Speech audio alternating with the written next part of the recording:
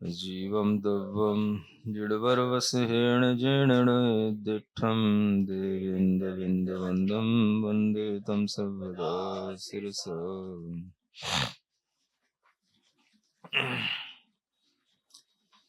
बृहद द्रव्य संग्रह में वॉल्यूम बढ़ाओ, गुण स्थानों का वर्णन गाथा नंबर 13 की टीका में चल रहा है। 10 गुण स्थान हो गए थे, है ना?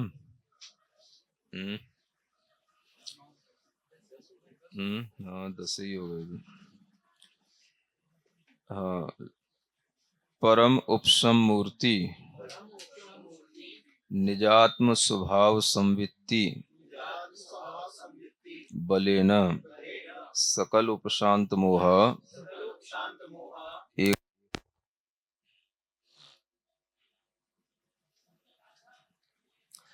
एकादश गुणस्थान वर्तिनो भवन्ति। यानी 11वें गुणस्थान वर्ती जीव वह कहलाते हैं जो सकल मोह को उपशांत कर देते हैं। यानी समस्त मोह का उपशम हो जाने पर वह उपशांत मोह नाम के गुणस्थान में कहलाते हैं। तो वह किसके बल से करते हैं? जो निज आत्म स्वभाव परम उपशम मूर्ति रूप है, उसी की संवित्ति के बल से इस तरह का ध्यान होता है और इस तरह के मोह आदि का उपशमन होता है। तो कुल मिलाकर के इससे अपन ये समझ सकते हैं कि आत्म संवेदन से, निजात्म संवित्ति से मोह राग आदि का उपशमन होता है और यह प्रक्रिया प्रारंभ से लेकर के अंत तक चलती है ना? तो ध्यान में भी इसी संवित्ति की गाढ़ता आती जाती है। इसलिए ये 11वें गुण स्थान में सभी प्रकार का मोह उपशमित हो जाता है। फिर आगे कहते हैं उपशम श्रेणी विलक्षणेन क्षपक श्रेणी मार्गेण निष्कषाय शुद्धात्म भावना बलेन क्षीण कषाया 12 गुणस्थान वर्तिनो भवन्ति।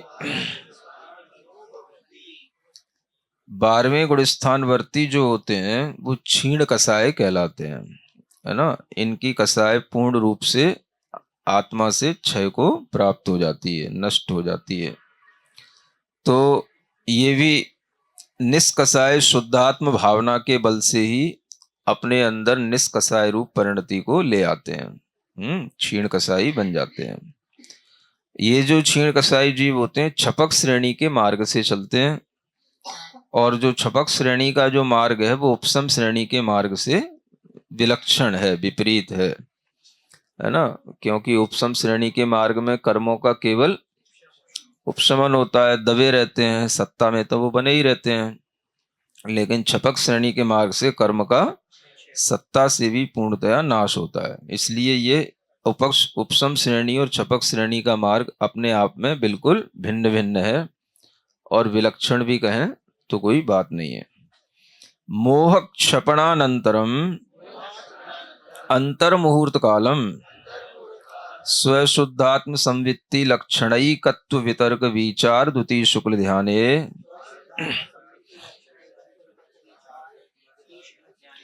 स्थित्वा तदंत समये ज्ञानावरण दर्शनावरण अंतराय त्रयम् युगपद एक समयेन निर्मूल्य मेघ पंजर विनिर्गत दिनकर इव सकल विमल केवल ज्ञान किरणैर लोकालोक प्रकाशकाश त्रयोदश गुणस्थान वर्तिनो जिन भास्करा भवन्ति। अब ये 13वें गुणस्थान में जो होते हैं वो जिन भास्कर यानी जिन सूर्य हो जाते हैं। क्यों हो जाते हैं? क्योंकि सूर्य की तरह ही दिनकर एव यानी सूर्य की तरह वह समस्त सकल विमल केवल ज्ञान की किरणों से लोक और अलोक को देखने वाले हो जाते हैं, लोकालोक के प्रकाशक हो जाते हैं। इस तरह के वह 13वें गुण स्थानवर्ती जिनेंद्र भगवान होते हैं। और वह होने से पहले क्या करते हैं, तो 13वें गुण स्थान में वह जब जिन भास्कर हो जाते हैं तो उससे पहले वह शुक्ल ध्यान ध्याते हैं, है ना। केवल ज्ञान होने से पहले केवल ज्ञान किसके बल से होता है, तो शुक्ल ध्यान के बल से होता है। तो कौन सा शुक्ल ध्यान, तो जो एकत्व वितर्क विचार नाम का द्वितीय शुक्ल ध्यान है, इसके बल से केवल ज्ञान की प्राप्ति होती है ना। और ये जो शुक्ल ध्यान है, मोह क्षपणानंतरम, यानी मोह का जब क्षय हो जाता है, तो मोह का क्षय हो जाने पर उसके बाद अंतर्मुहूर्त काल तक स्व शुद्ध आत्मा की संवित्ति लक्षण वाला जो एकत्व वितर्क नाम का दूसरा शुक्ल ध्यान चलता है, उसमें वह मुनिराज जब स्थित होकर के उस गुणस्थान के अंत समय में ज्ञानावरण, दर्शनावरण, अंतराय, इन तीनों कर्मों को युगपत एक समय में निर्मूलित कर देते हैं, तब ये केवल ज्ञान की प्राप्ति होती है। यानी 12वें गुणस्थान के अंत समय में, है ना, क्षीण मोह हो जाने के बाद जो क्षीण मोह नाम का 12वां गुणस्थान है, उसी 12वें गुणस्थान में द्वितीय शुक्ल ध्यान होता है। और उसी द्वितीय शुक्ल ध्यान को करते करते उस गुणस्थान का जो अंत समय होगा, उस अंत समय में एक साथ ज्ञानावरण, दर्शनावरण और अंतराय, इन तीनों कर्मों का एक साथ विनाश होता है। किसके बल से, इस शुक्ल ध्यान के बल से, द्वितीय शुक्ल ध्यान के बल से। तो क्षीण मोह होने का मतलब है उन्होंने मोह पहले क्षय किया और उसके बाद में अंतर मुहूर्त तक वह द्वितीय शुक्ल ध्यान में स्थित हुए। और उसी अंतिम समय में, ध्यान के अंत समय में, द्वितीय शुक्ल ध्यान की ही गाढ़ता से वह एक साथ ज्ञानावरण, दर्शनावरण और अंतराय, इन तीनों कर्मों का जब विनाश कर देते हैं तो केवल ज्ञान की प्राप्ति हो जाती है। तो यही 4 घातीय कर्म कहलाते हैं। मोह का क्षय पहले हो गया, उसके बाद में 3 घातीय कर्म, इनका क्षय हो गया। इन 4 घाती कर्मों का क्षय होने पर केवल ज्ञान की प्राप्ति हुई, तो वह जिन भास्कर कहलाए, वह संयोग केवली गुणस्थान इसी को कहते हैं, जो 13वां गुणस्थान कहलाता है ना। मनोवचन काय वर्गणा आलंबन कर्मादान निमित्त आत्म प्रदेश परिस्पंदन लक्षण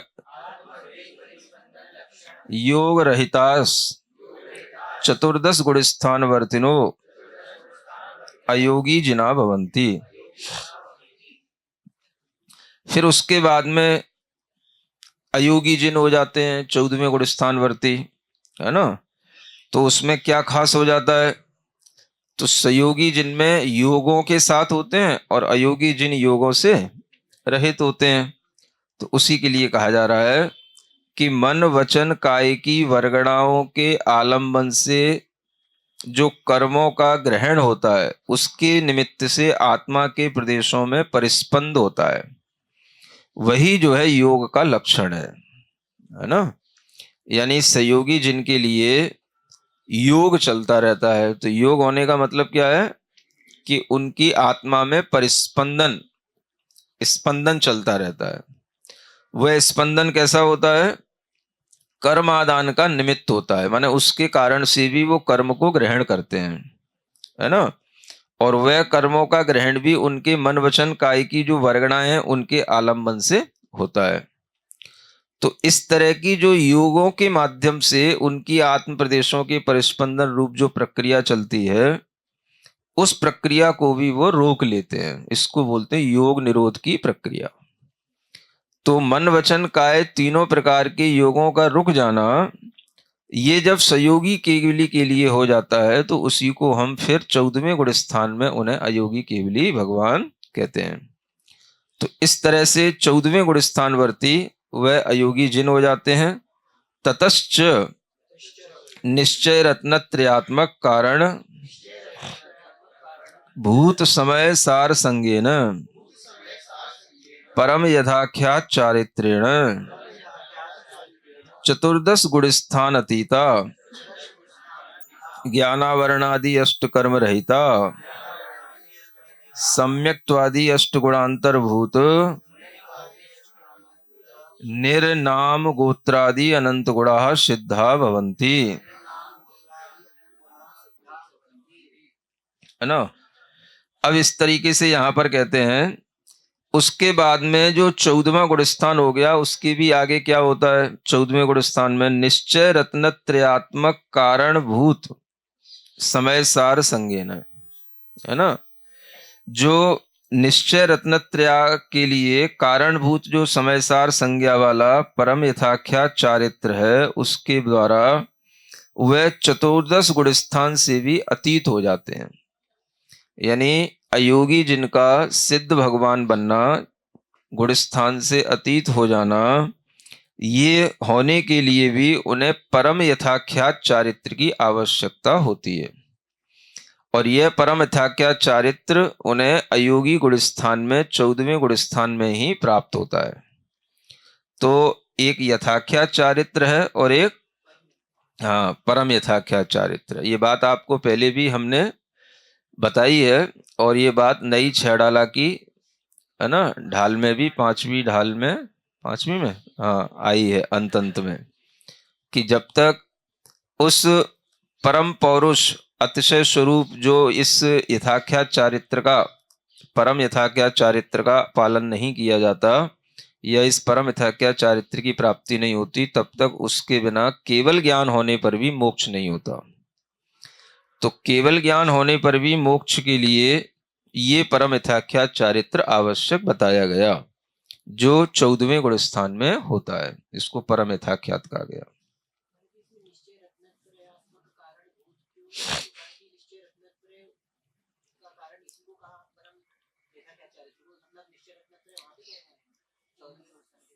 हाँ, अब पूर्ण रूप से निश्चय रत्नत्रय तो वही होगा जो सिद्धों के पास है ना। निश्चय रत्नत्रय मतलब पूर्णतया को प्राप्त रत्नत्रय, वह निश्चय रत्नत्रय है, वह सिद्धों के पास ही होता है। और उसके लिए ये कारणभूत है जो समय सार संज्ञा से कहा जाता है, वो परम यथाख्यात चारित्र है। मतलब ये परम यथाख्यात चारित्र एक तरह से समय सार है। 14वें गुणस्थान का जो चारित्र है, परम यथाख्यात चारित्र, उसका नाम है समय सार, है ना।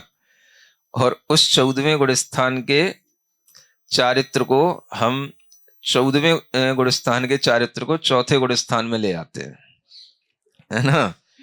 उस समय सार को जो 14वें गुणस्थान की बात करता है उसको हम चौथे गुणस्थान में घुमाते हैं। तो ये जो है समझना कि समय सार किसे कहते हैं। समय सार संज्ञा इसको प्राप्त है जो परम यथाख्यात चारित्र के साथ होती है, क्योंकि वो जो शुद्ध आत्मा का सार जो उनको अनुभव में आ रहा है वो प्रथम यथाख्यात चारित्र के रूप में होता है। और उसी से वह ज्ञानावरण आदि अष्ट कर्मों से रहित होकर के 14 गुणस्थानों से अतीत होकर के सिद्ध भगवान बनते हैं। वह अनंत गुणों से सहित होते हैं, तो उसमें सम्यक्त्व आदि तो अष्टगुण हो गए, और उन्हीं अष्टगुणों में अंतर्भूत होते हैं ये नाम कर्म से रहित होना, गोत्र कर्म आदि से रहित होने पर भी उनमें और भी अनंत गुण प्राप्त हो जाते हैं।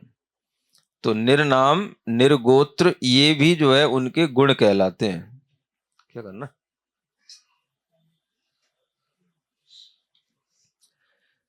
सम्यक्त्वादि अष्ट गुणों के अतिरिक्त ये भी गुण हैं, निर्नाम होना, निर्गोत्र होना, है ना। तो ऐसे और भी अनंत गुण हो जाते हैं जो सिद्धों को प्राप्त हो जाते हैं। इस तरह से ये सामान्य रूप से संक्षेप से 14वें गुण स्थानों का कथन और सिद्धों का कथन किया गया है। तो इसमें ज्यादा अभी डिटेल नहीं है, लेकिन फिर भी सामान्य से गुण स्थानों की परिभाषा समझने के लिए इतना पर्याप्त है। अत्राह शिष्य, हाँ, अब शिष्य पूछता है यही प्रश्न जो आपके सामने अभी आ रहा था।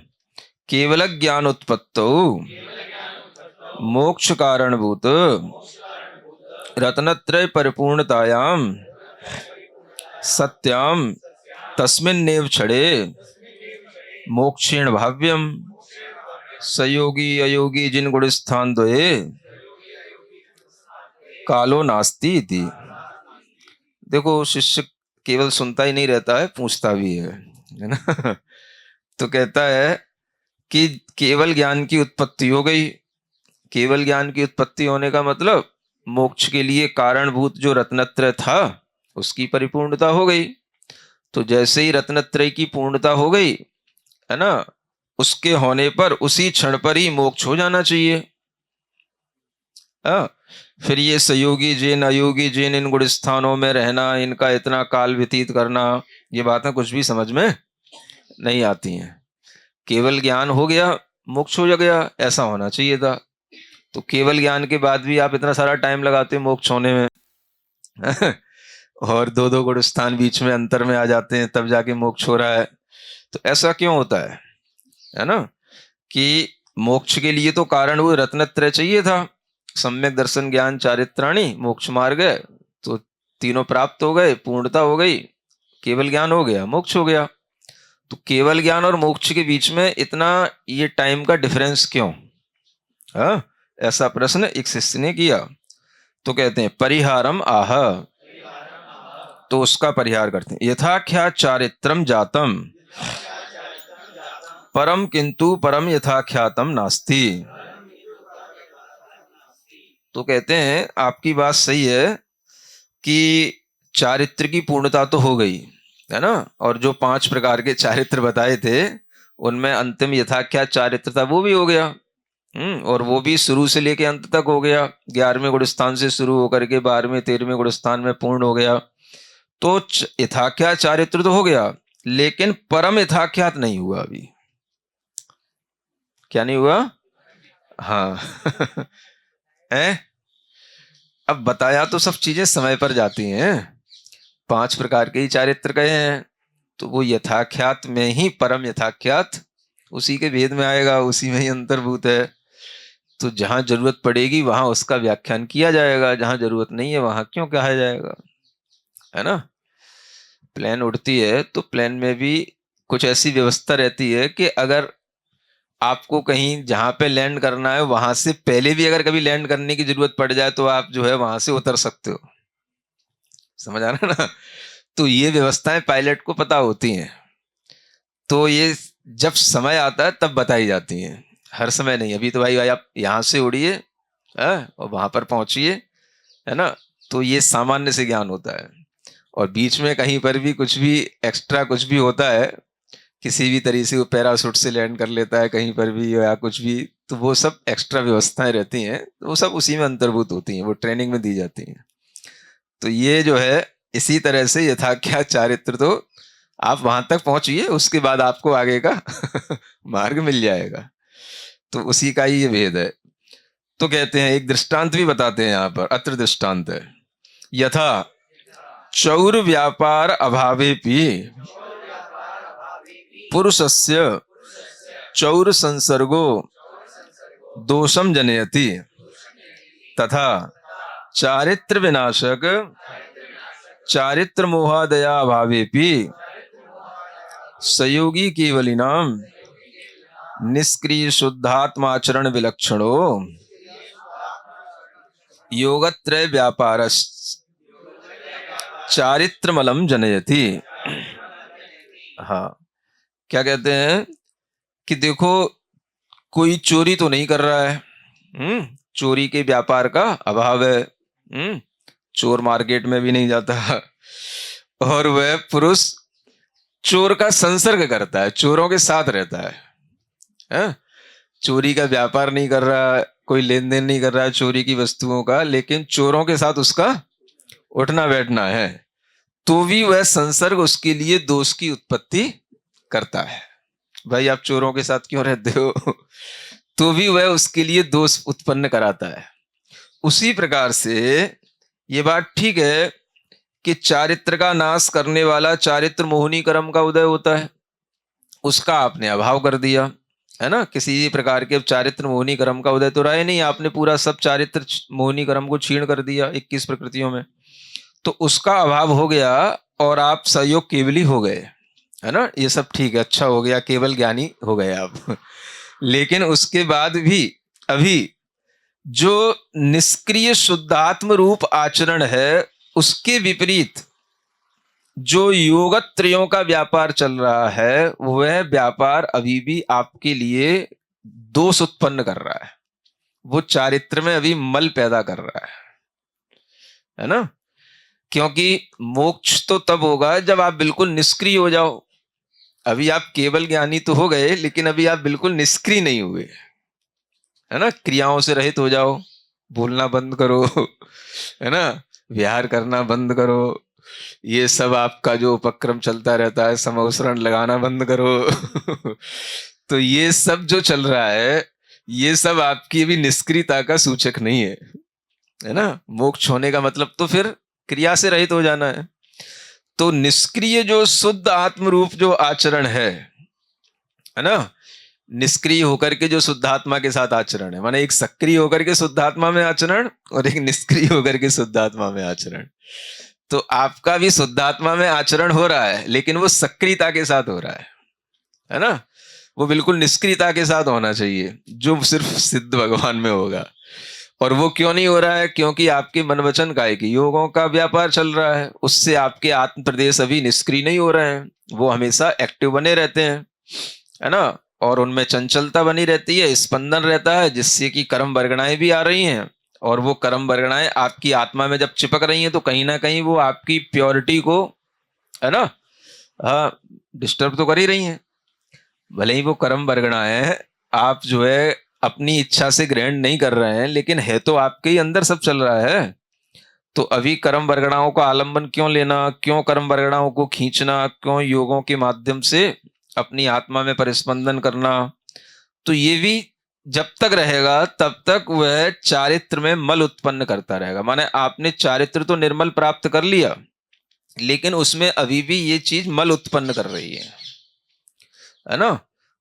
तो इसलिए आपका चोरों से संसर्ग अभी बना हुआ है। भले ही आप चोरों का व्यापार नहीं है, माने अब आप चोरी का कोई कान, चोरी का मतलब कर्म चोर, समझ रहे हो ना, बोलते हो ना कर्म चोर आवत रुके, है ना। तो कर्मों का आप ग्रहण नहीं कर रहे हो, आपने कर्मों के ग्रहण करने का व्यापार तो रोक दिया, लेकिन फिर भी वो चोर आपके संसर्ग में है।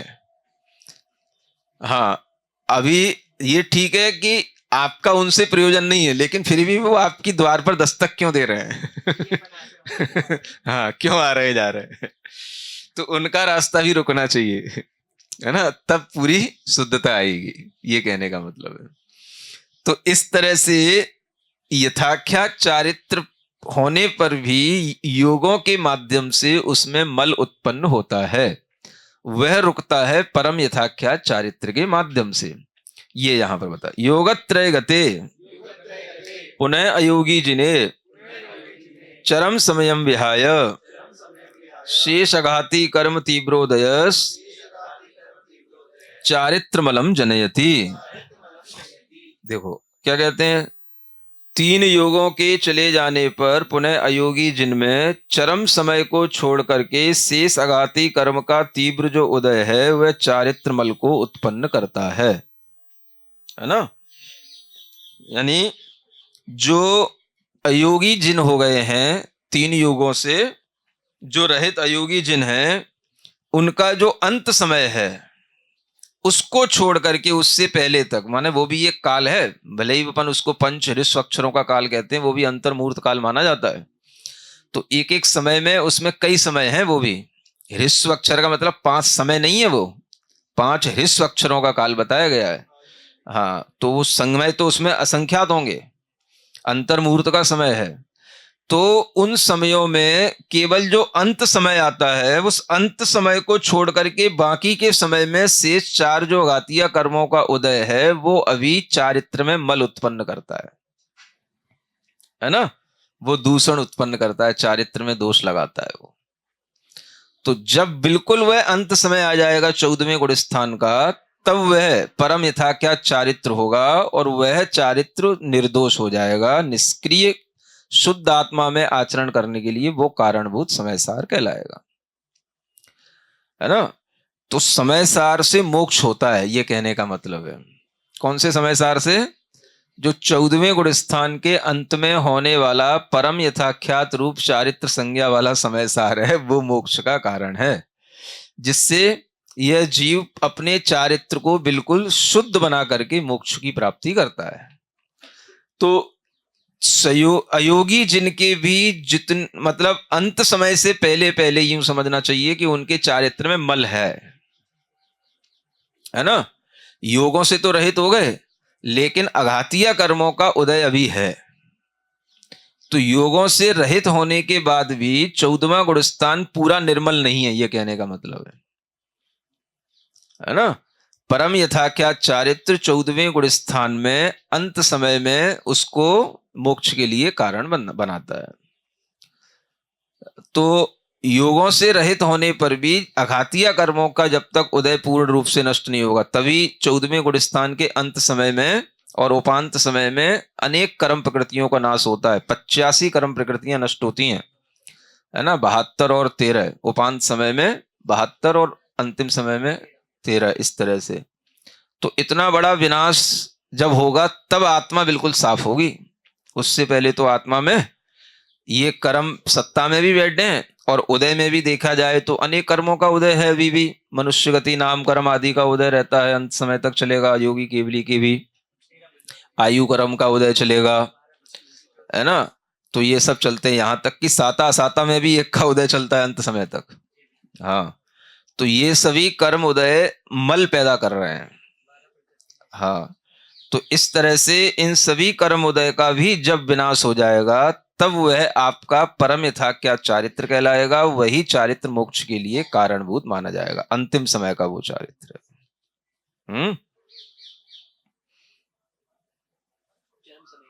हाँ, चरम समयम विहाय, वही लिखा है ना। अयोगी जिनमें योगत्रय गते, माने योग त्रय तो चले गए, फिर भी अयोगी जिनमें चरम समय को छोड़ करके शेष अगाती कर्मों के तीव्र उदय है, जो चारित्र के मल को उत्पन्न करा रहा है। चरम समय तु मंदोदय सती चारित्र मल अभावान मोक्षम गच्छति। हाँ, फिर जब ये चरम समय आता है तो उस समय पर मंदोदय हो जाने पर, किसका?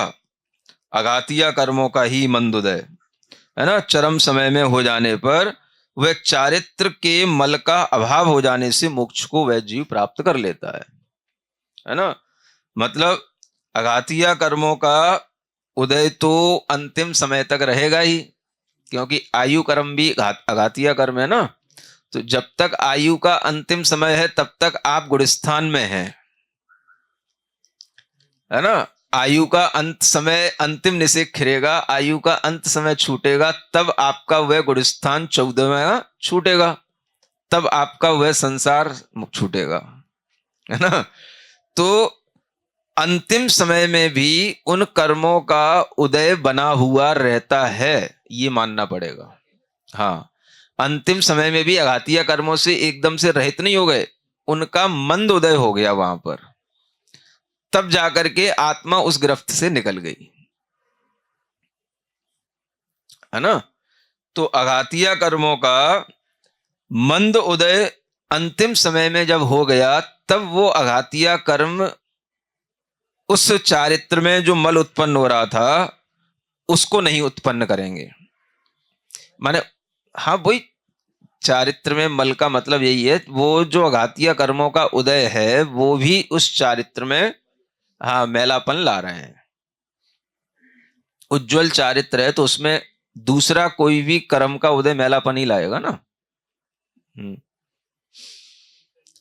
हाँ, नहीं, कर्म तो आखिर एक दूसरा ही, मतलब एंटी फैक्टर है ना। वो तो जीव है तो वो अजीब है, अब जीव शुद्ध है तो फिर अजीब का उससे बिल्कुल भी संबंध नहीं होना चाहिए ना। तो अभी तो बहुत सारा कर्म उदय में भी आ रहा है, सत्ता में भी बैठा है, तो भी निर्मलता आई कहां। तो अंतिम समय में अघातीय कर्मों का उदय जब मंद पड़ जाता है, तब उसमें चारित्र की निर्मलता आ जाती है, वही परम यथाख्यात चारित्र कहलाता है, वही उसके लिए मोक्ष का कारण बन जाता है, उसी से मोक्ष होता है, ये कहने का मतलब। इस तरह से ये परम यथाख्यात चारित्र का वर्णन अन्यत्र भी सिद्धांत ग्रंथों में आता है, और तत्वार्थ सूत्र की टीका में भी जो एक तत्वार्थ श्लोक वार्तिक है आचार्य विद्यानंदी महाराज की, उसमें भी उन्होंने इसका अच्छा वर्णन किया हुआ है ना। इति चतुर्दश गुणस्थान व्याख्यानम गतम। इस तरह से 14 गुण स्थानों का व्याख्यान समाप्त हो जाता है ना। इदानीं मार्गणा कथ्यन्ते, इसकी टीका ही इतनी बड़ी हो गई गुण स्थानों मार्गणाओं के कारण से है ना। अब मार्गणाओं की बात है, चलो कोई बात नहीं, एक सामान्य से नॉलेज तो सबको होनी ही चाहिए। गई इंदियम चकाए जो वे कसायणाणेय संयम दंसन लेशा भविया सम्मत सन्नि आहारे। हम्म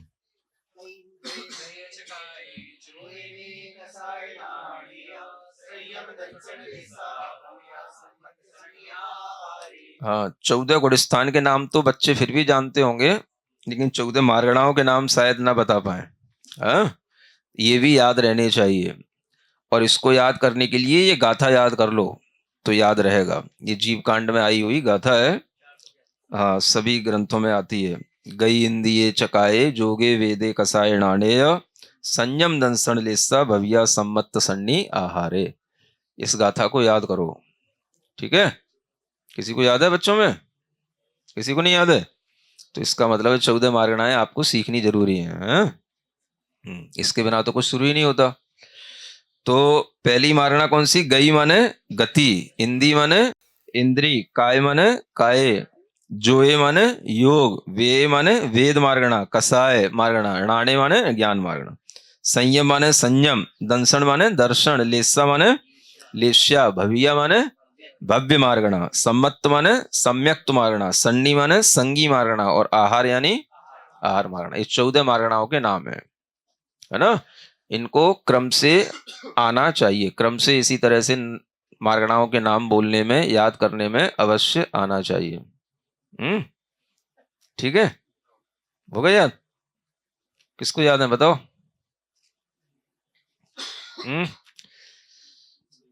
किसी को नहीं है? तो अब याद करना। गई हिंदी है, हाँ हाँ हाँ, ये सबको याद रखने हैं। इति गाथा क्रमेण गथित क्रमेण गति आदि 14 मार्गणा ज्ञातव्या। इस तरह की इस गाथा के कथित क्रम से 14 मार्गणाओं को जानना चाहिए। गति आदि जो 14 मार्गणा तद यथा। अब इसकी छोटी छोटी परिभाषा बता रहे हैं अध्यात्मता के साथ में। स्वात्मोपलब्धि सिद्धि विलक्षणा नारक तिर्यंग मनुष्य देव गति भेदेन चतुर्विधा गति मार्गणा भवंती। है ना, 4 प्रकार की गति मार्गणा होती तो सब जानते हैं। नारक, तिर्यक, मनुष्य और देव गति के भेद से। तो इसकी आध्यात्मिक परिभाषा क्या बन गई कि ये जो गतियां हैं ये जब तक रहती हैं तब तक स्व आत्मा की उपलब्धि वाली जो सिद्धि है वो नहीं होती है? स्वात्मोपलब्धि सिद्धि, क्योंकि ये सिद्धि 4 गतियों में नहीं रहती। तो इससे विलक्षण ये 4 गतियां हैं, है ना, इसके विपरीत ये 4 गतियां हैं। तो ऐसी इन 4 गतियों में जीवों के रहने का नाम है गति मार्गणा। ठीक है। अतीन्द्रिय शुद्धात्म तत्व प्रतिपक्ष भूता ही एक द्वित्री चतुः पंचेन्द्रिय भेदेन पंच प्रकार इंद्रिय मार्गणा। जो ये 5 प्रकार की इंद्रिय मार्गणा होती है ना, ये कैसी है? ये 5 भेद वाली, 1 2 3 4 5 इंद्रिय के भेद से। और ये किससे विपरीत है?